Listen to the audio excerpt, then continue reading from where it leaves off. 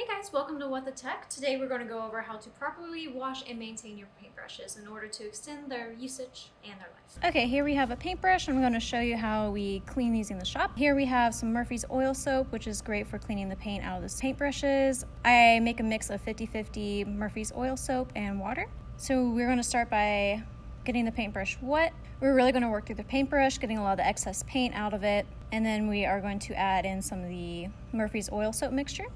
You really want to get really deep into the paintbrush and make sure you get all the paint out of the excess bristles, and really scrubbing it over my hand to really get a lot of the excess paint out, making sure to get in between all the bristles.